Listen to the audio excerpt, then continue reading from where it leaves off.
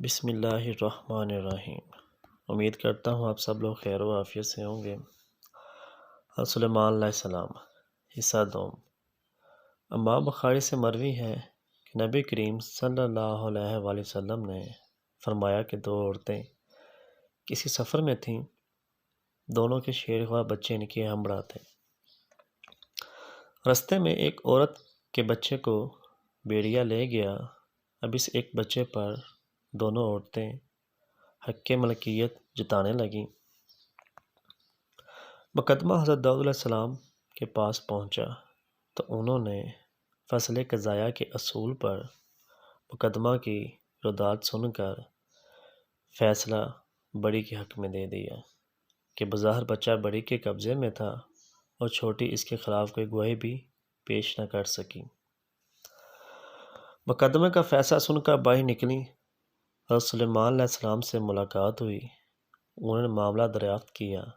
آپ نے قصہ سن کر چھری لانے کا حکم دیا کہ بچے کے دو ٹکڑے کر دیے جائیں، ایک بڑی کے دوسرا چھوٹے کے حوالے کر دیا جائے۔ بڑی نے کوئی رد عمل ظاہر نہ کیا، لیکن چھوٹی نے فیصلہ سن کر چیخنے چلانے لگی کہ بچے کے دو ٹکڑے نہ کرو، بڑی ہی کو دے دو، کم از کم بچہ زندہ تو رہے۔ یوں سب کو یقین ہو گیا کہ بچہ چھوٹی کا ہے اور بچہ اسے ہی دے دیا گیا۔ حضرت سلیمان علیہ السلام نے اللہ تعالیٰ سے دعا فرمائی، اے پروردگار، مجھ کو بخش دے اور مجھ کو ایسی حکومت عطا کر جو میرے بعد کسی کے لیے بھی میسر نہ ہو۔ بے شک تو بہت دینے والا ہے۔ بارگاہ الہی میں ان کی دعا قبول ہوئی۔ جیسی حکومت انہیں بخشی گئی، کسی کو ایسی نصیب نہ ہوئی۔ حضرت ابو ہریرہ رضی اللہ تعالیٰ عنہ سے روایت ہے، ایک روز حضور صلی اللہ علیہ وسلم نے فرمایا کہ گزشتہ شب میں عبادت میں مصروف تھا کہ ایک سرکش جن نے بہت کوشش کی مجھے میری نماز سے بھٹکا دے۔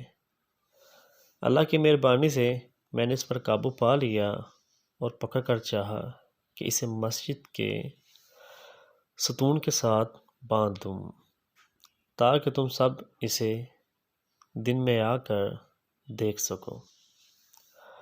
بعد میں مجھے حضرت سلیمان کی دعا یاد آ گئی کہ جس میں انہوں نے خدا سے درخواست کی تھی کہ مجھے ایسی حکومت عطا کر جو مجھ سے پہلے اور بعد کسی کو عطا نہ کی گئی ہو۔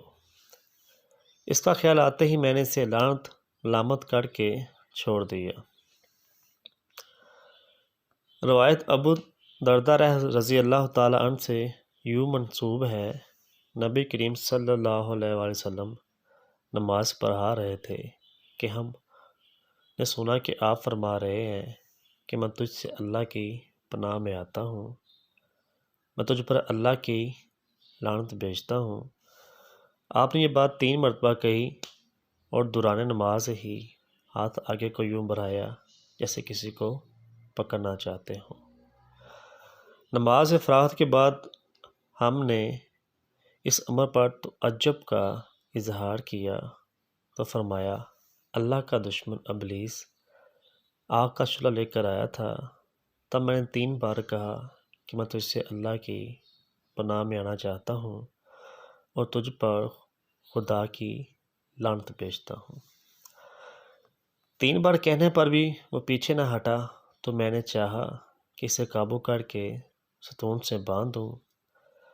اگر حضرت سلیمان علیہ السلام نے وہ دعا نہ کی ہوتی تو صبح کو وہ باندھا ہوا ملتا اور مدینے کے بچے اس سے کھیل رہے ہوتے۔ حضرت سلیمان علیہ السلام کی انفرادی خصوصیت فضیلت یہ بھی تھی کہ وہ نہ صرف انسانوں بلکہ جنات، حیوانات، چرند پرند، حتیٰ کہ ہوا پر بھی حکمران تھے۔ آپ کو یہ خصوصیات حاصل تھی کہ آپ پرندوں کی بولیاں سمجھتے بھی تھے اور ان سے باتیں بھی کیا کرتے تھے۔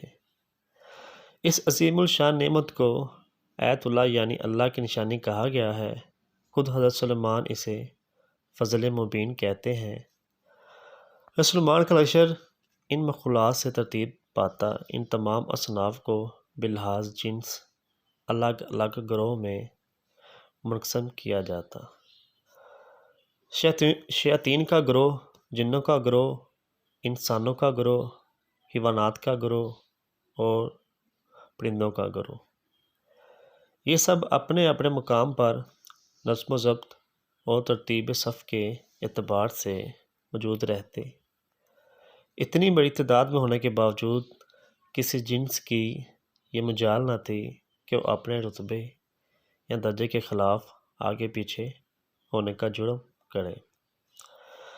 شاہی لشکر کے یہ تمام اراکین فرما بردار، اطاعت گزار بندوں کی طرح اپنی قطار میں موجود رہتے۔ جب آپ کا لشکر روانہ ہوتا تو انسان آپ کے سب سے قریب رہتے، پھر جن قطار بنا کر کھڑے ہوتے اور پرندوں کے جھنڈ آپ کے سر پر سایہ کیے رہتے۔ سب کی جگہ مقرر تھی اور اگر کوئی موجود نہ ہوتا تو آپ کو فوراً خبر ہو جاتی۔ ایک مرتبہ آپ کے لشکر کا گزر ایک وادی سے ہوا جو وادی نملہ کہلاتی تھی۔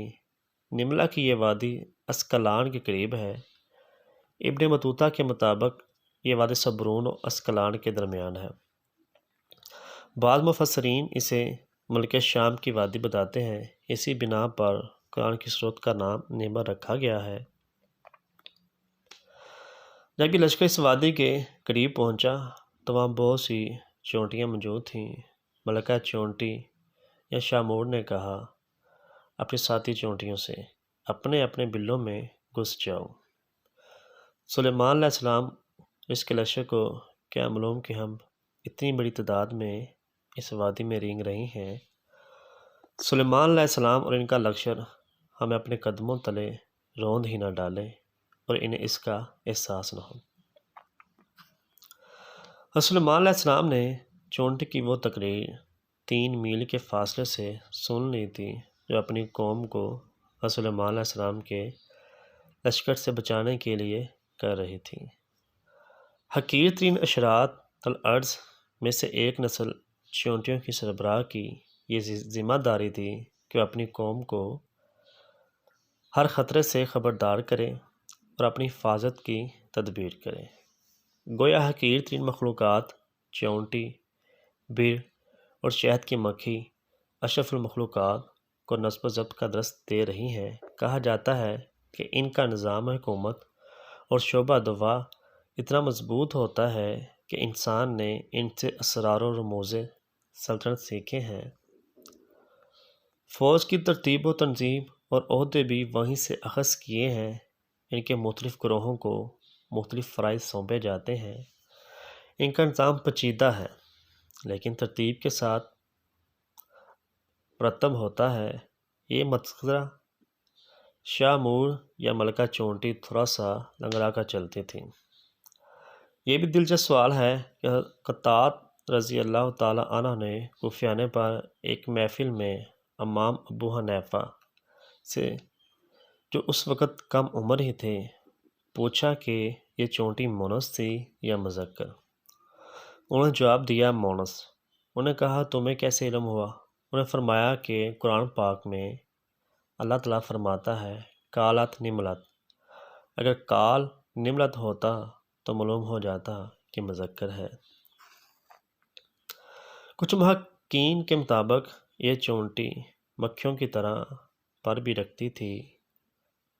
اس موقع پر بھی اسرائیلی داستانوں اور یہودی تمثیلوں میں فرق ہے کہ جن کے مطابق ان چونٹیوں کا قد بھیڑ کے برابر تھا، جبکہ قرآن میں واضح طور پر ارشاد ہے کہ وہ اتنی چھوٹی تھی کہ شامور کو یہ کہنا پڑا کہ حضرت سلیمان علیہ السلام کا لشکر تمہیں کچل ڈالے گا اور انہیں خبر بھی نہ ہو۔